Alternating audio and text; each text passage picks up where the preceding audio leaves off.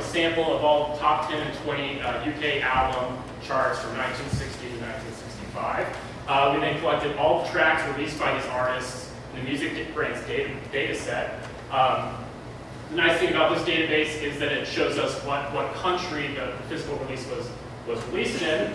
And so in total, we had about 13,000 tracks by 140 artists that were first released between 1928 and 1975.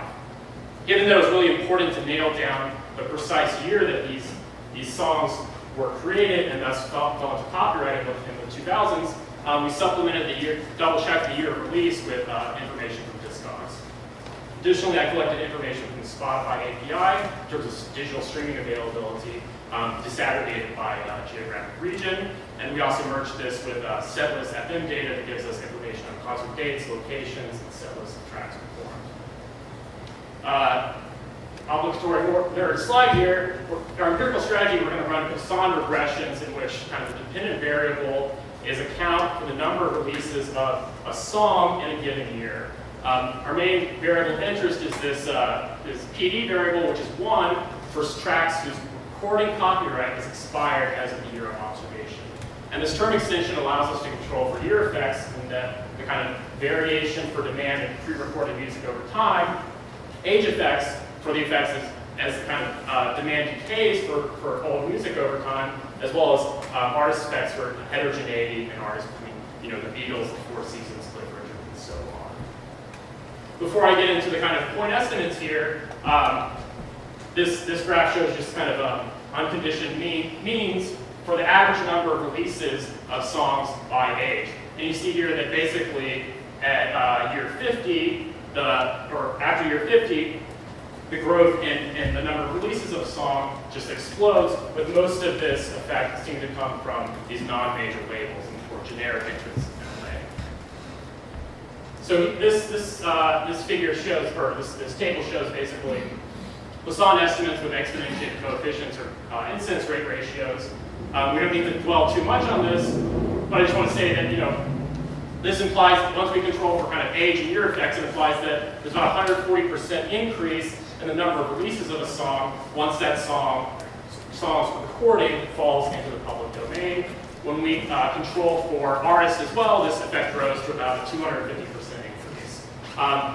We also change specifications and run OLS regressions, and the effect size is similar. That 0.146 estimate is compared to about a mean of about 0.05. The results are robust to the number of different robustness tests we ran. We dropped bootleg releases. We excluded the most prolific artists in our sample, and we tried running placebo US regressions, and this effect did not show up. I won't talk too much about the artist heterogeneity here, but we looked at kind of differences between the most popular and the most critically acclaimed artists, and there didn't seem to be any heterogeneity in that effect. Next, we kind of looked at, how does this effect change under digital distribution and digital streaming platforms, given that this is the primary direction of the industry. So on the one hand, from people we talked to suggested that there should be no effective copyright status, that kind of major labels have entered into these blanket licensing agreements with the digital streaming platforms for entire catalogs of their work, and so that being on or off copyright should not really affect its availability on the platform. However, additionally, there's this issue of kind of orphan works and obscure artists, and that these artists were popular in the 60s. These contracts may be very old, so it may be uncertain whether the label has the rights to license it to the digital streaming platform, or it may be difficult to track down the proper rights holder given the time that's passed. So our empirical strategy here is we're going to compare basically the availability of songs released before 1963, so that they have passed into the public, the recording copyright has passed into the public domain in the United Kingdom, against the availability for that same song in the United States, where it was presumably recording copyright is still in protection. And so, well, in this slide basically shows that the baseline availability of these songs in the UK market is higher, which makes sense given that we're sampling songs that were popular in the UK primarily, but that for these songs, the availability for those songs released before 1963 and thus out of copyright, there doesn't appear to be any significant difference in those songs between the US and the UK. Additionally, when we looked at these kind of obscure artists who created this obscure artist measure, we found that yes, the baseline is for these obscure artists, it's lower availability on the platform, but there's no significant difference there for these obscure artist songs once they for those songs that are in the public, those recordings that are in the public domain. Finally, as the last result, we asked, how do rights holders react to copyright expiration and the threat of entry from kind of generic competition? We're inspired by kind of pharmaceutical literature on, how patented drug producers react to threat of entry from generic competition as well as parallel trade. So we asked the question, given that many of the artists are still alive, how does this affect the incentives and how do they react to the threat of entry? So clearly the performances of these songs by the artists in concert is not restricted by the recording copyright. But to the extent that these live performances kind of promote album sales, we ask, are these artists using public performances to promote copyright protected recordings, which they presumably have a higher chance of recouping royalties from, than public domain recordings? And that appears to be the case. Again, this is Poisson estimates, exponentiated. So we find that, for songs that have fallen, for recordings that have fallen into the public domain, once we control for age, year, and artist effects, they appear to be performed at about half the rate of copyright protected songs. And this effect seems to, this negative effect grows in magnitude for those artists that are primarily UK focused.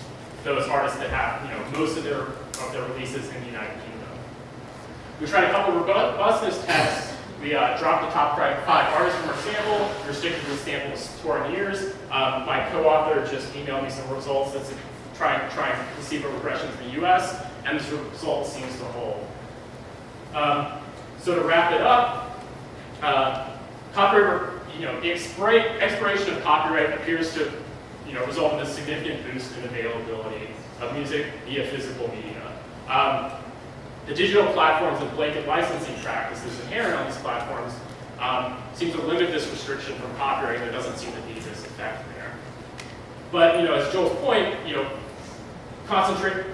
the distribution of music is increasingly being concentrated by a few technology firms. And so, while today I can go and purchase a subscription to Spotify for $10 and get entire access to the catalog, it's not clear that this will always be the case if, as the structure of the industry evolves.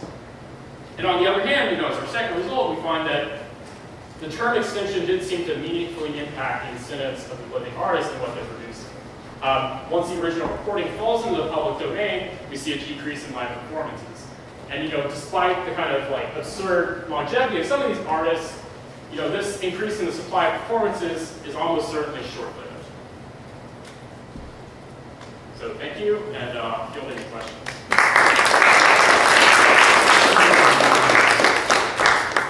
Questions?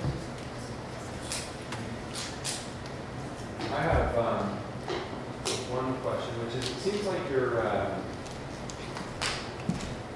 the estimate seems to focus on the availability of music, the re-release, right? Yeah. And so in some sense we're talking about the removal of the copyright restrictions, making something available. It's sort of like the analog I think of as a prescription drug, right? Like we want these things to go off patent so more people can take them more cheaply. You're sort of focused on that. But of course the downside of this is that it might change the incentives of in this case, the artists to create the music in the first place. Is there anything you can say, even in a loose sense, about what your results imply about those incentives?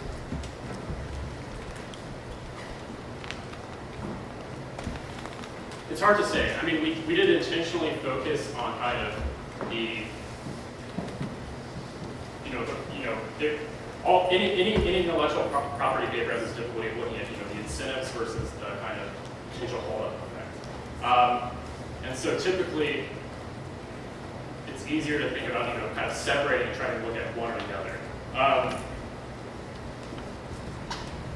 So we did intentionally focus on looking at incentives and for existing works, not the incentives to create.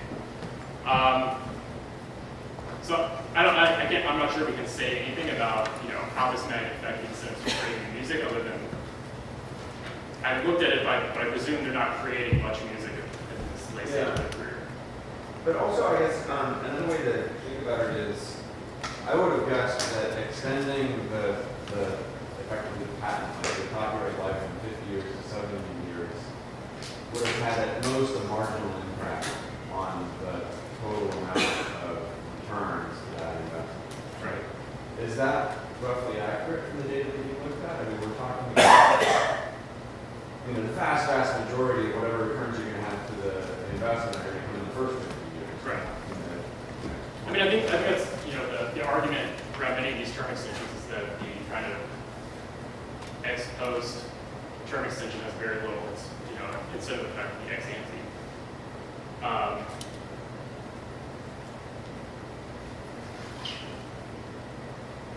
But it seems like that would argue for shorter copyright. Like we shouldn't be extending from 50 to 70, we should be shortening from 50 to 30.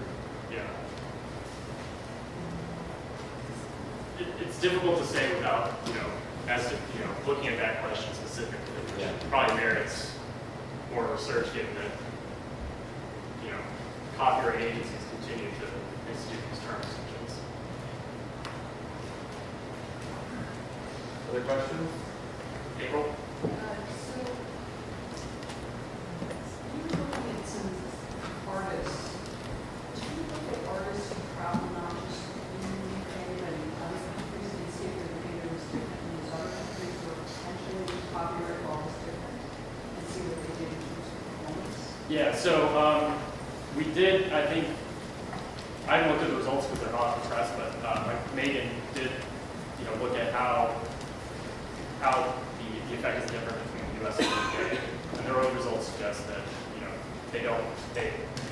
the effect of copyright expiration is less or non-existent in the U.S. versus the UK.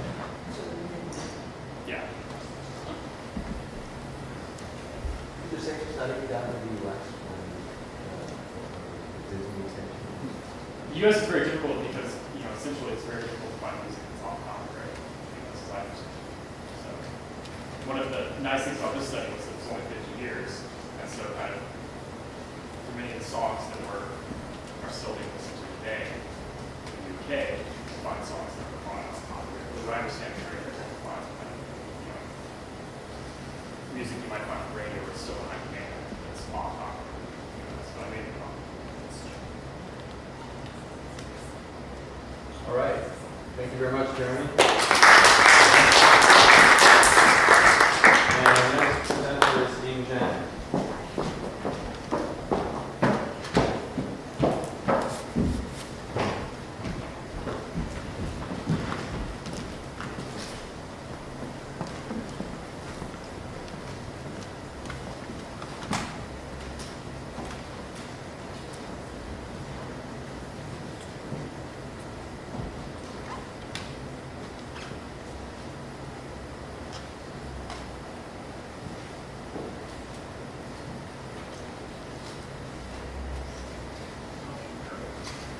Okay, good morning, everyone. So here's my topic, but this is my newest research. So at this point, it's in its very, very preliminary stage, and it's not academically rigorous so far. I guess some of you must have at least heard of The Journey to the West. Have you? Okay, some of you, yeah. It's a very famous Chinese novel published in the 16th century during the Ming Dynasty, and it is one of the 4 greatest classical novels of Chinese literature. Its TV series, released in 1986, caused a sensation that has been rebroadcast for more than 2,000 times since then. And at the same time, its music has become very well known. So here you can see several of them, and you may Google them if you're interested, so you can listen to them afterwards, such as Where is the Road, which is the postlude, Indian Girl, and Young Girl's Affection. So both are interludes. and the opening theme song, Sweet Sound in the Palace of Heaven. All of them are very representative and famous and were composed by Mr. Jin Qinxu. Mr. Xu is the national first-class composer of China, and he was the chief composer of the Journey to the West TV series. And he composed 15 pieces during his 4 years filming. He has also been considered as the founder of Chinese electronic music. It was quite interesting that after the release of Journey to the West TV series, the singers of its music became popular overnight, but not its composer. Since 1986, the pieces of music Mr. Xu composed for Journey to the West have been used widely. However, he has rarely received any royalty. Until 2014, Mr. Han, this young man, so he's a Chinese professional rally driver, multiple hats, best-selling author, film director, singer, and Chinese most popular blogger and rebel writer, according to CNN. Directed a movie which is called The End of the World, 后会无期. He would like to use the music in Journey to the West by Mr. Xu, and he found him to talk about it, and he paid Mr. Xu about $15,000 US. And to his surprise, this was the highest royalty fee Mr. Xu has ever received since 1986. In particular, in 2008, one of his pieces composed for Journey to the West became a very popular cell phone ringtone. However, he only received about $1,000 US of royalty. There was a website that only paid him 40 cents for using his music, which was very surprising. And he told Han that the Music Copyright Society of China filed a lawsuit on this infringement case, and it won. However, it only received 10,000 yuan, which was less than $2,000 US, which was far less than the litigation cost. In addition, for many charitable events, Mr. Xu didn't ask for any royalty payment for using his music during the 28 years. So this is very thought-provoking. So that's why I would like to do some research on the China's music copyright law, and also compare that with the U.S. music copyright law. So here is the timeline of China's music copyright law. In 1980, China joined the WIPO, World Intellectual Property Organization. During the 1980s, despite nothing being legally protected, China still had a very good record market, and tapes were flourishing as Chinese state publishing houses had a monopoly on the market. It was very easy for state publishers to make money because they didn't pay anything to the composers, lyricists, and performers except salaries. China had its very first copyright law in 1990, which only protected the reproduction right. In 1992, the Music Copyright Society of China, MCSC, was established. It was established in a very difficult circumstance as there was no law outlining its legal status. Using music works for free for concerts, background music, and so on has been the norm. It was not easy for the copyright owners to know where the work was used, and even when they knew, it was impossible to correct it. And the following slide shows the MCSC licensing revenue from 2003 to 2012.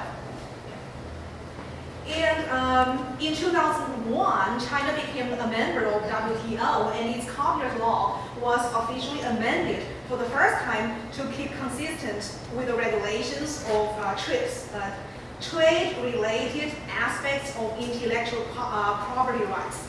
For the music industry, an important right was added: distribution via network, covering internet and wireless network. Therefore, the 2001 amendment was revolutionary for the record labels. In 2001, 2008, the China Audio-Visual Copyright Association, CAVCA, was established. Its main income is from karaoke, as the current copyright law doesn't give the record companies remuneration right on broadcasting or public performance. And there are three methods of enforcement: litigation, administrative complaints via the National Copyright Administration of China, Ministry of Culture, and criminal investigation. The enforcement of copyright law in China is not efficient enough. And here is the U.S. copyright law timeline. In 1890, the U.S. Congress passed the Sherman Act, which was the first antitrust law in the U.S. in order to promote fair competition for the benefit of consumers. The application of antitrust principles has a significant impact on the structure of the music industries and the implementations of copyright law in the U.S. in the 20th century. The development of copyright policy in the U.S. focused primarily on an economic rationale. The copyright enforcement between China and the U.S. mainly differ in two aspects: the use of administrative protection and the strictness of enforcement of copyright laws. In the U.S., a legal relief for a copyright infringement can be obtained only through judicial proceedings. In contrast, the laws of China allow the Chinese government to punish serious infringement of copyright that do not rise to the level of a crime. Therefore, China enforces its copyright law less strictly than the U.S. And a significant difference in the copyright laws of China and the U.S. is that China does not criminalize copyright infringement conducted without the intent of gaining profit. And China's problems in relation to the copyright enforcement are caused by three categories of factors, namely cultural factors, social factors, and legal factors. Cultural factors have a lot to do with the Confucius idea, which suggests that copyright ideology should be based on moral concerns rather than legal regulation. And also, many Chinese artists believe that the greatest compliment they can receive is having someone copy their work. So very different, social, cultural backgrounds. The social factors that contribute to the weak enforcement include the long-standing practice in China of not deterring copyright infringements and corruption of public officials. The legal factors, as discussed earlier, that Chinese copyright law doesn't provide for criminal penalties against copyright infringers who act without intention of profit. Yeah. So although U.S. has stricter and efficient enforcement of the copyright laws than China, two countries still face common issues, and the biggest one is monopoly in music industry. And this is the biggest problem of China in the digital age.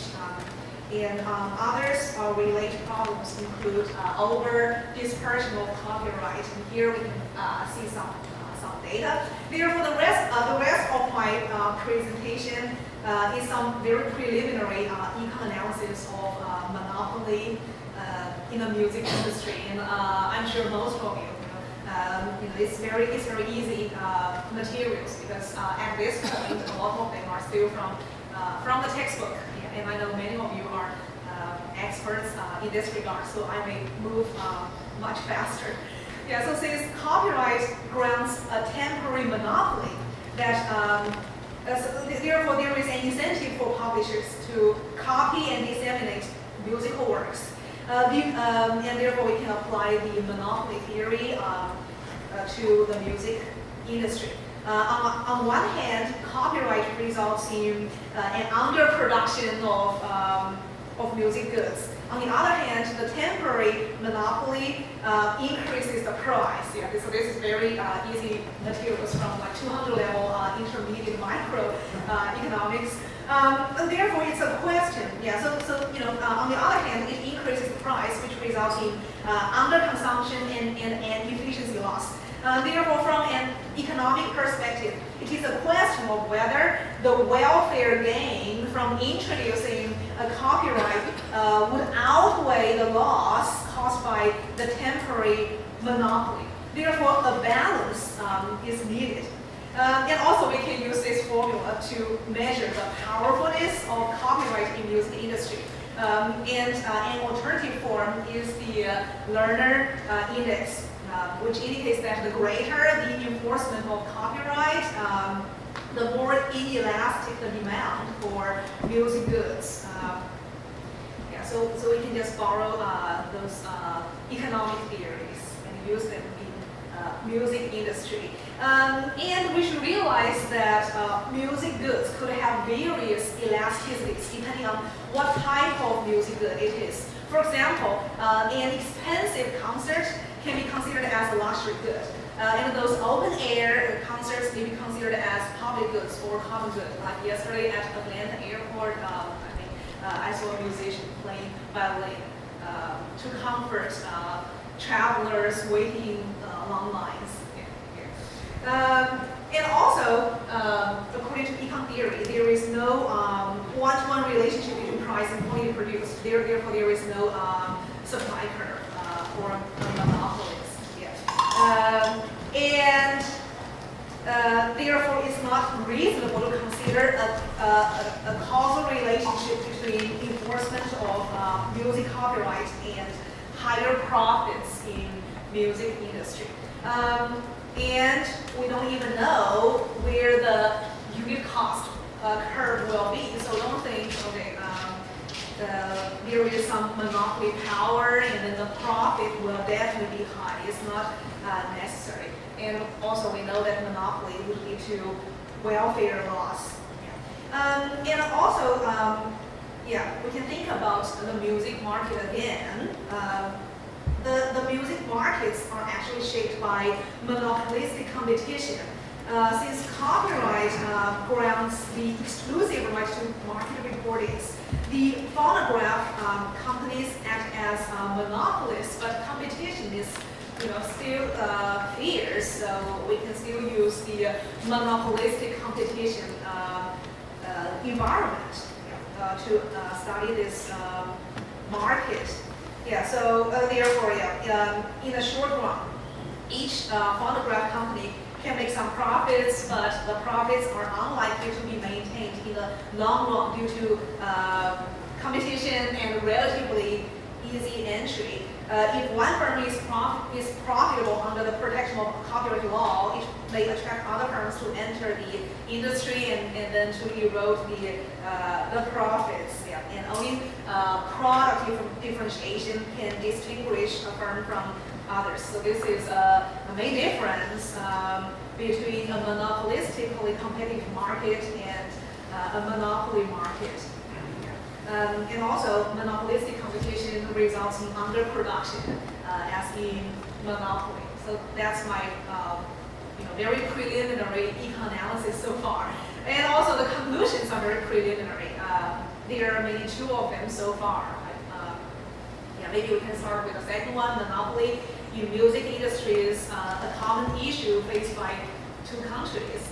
Copyright would lead to both welfare gain and loss. Therefore, we need to strike a balance. And music copyright protection has become more important in the digital age, and a fundamental legal reform is necessary for both countries.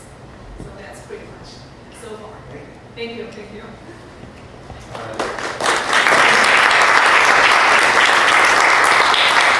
So I have a question, and maybe others do too. You mentioned that in China, one of the big differences is that you're not considered to be infringing your copyright if you're not doing anything that's intended to get profit. Yes. How broadly is that interpreted? So, for instance, if I play somebody else's song in my television show, maybe I could argue that's not directly intended to profit, but it's part of a profitable enterprise. Yeah, so the copyright issue, I think this is still very young in China, and I think many people just illegally download music or movies. It's not very easy to put them into court and to define them. Yeah, so it's not very easy to define, but like what you say, you can claim it's not for profit purpose. Yeah. So we are still very young in this field. I work very little in China, but I do know from experience that China, because of its communist society, there is no such thing as individual ownership of anything, including copyrights. Is that correct? But I think we are growing more and more mature in this regard, but there are still plenty of room to grow. Yeah, because that These explains. issues have been examined, have been noticed, and people are working on that. But there are plenty of, there are still plenty of issues. The legislation is not as strict as in the US.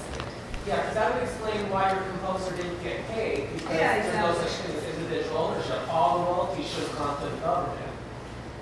Yeah, but mostly. Okay. Yeah. And also, the other thing that you have mentioned, the difference between the U.S. and China, is that you are comparing a capitalistic society, which is the U.S., along with a communist society. So you're going to see differences, because one's going to be much more financial oriented, while you say the other one's more welfare oriented.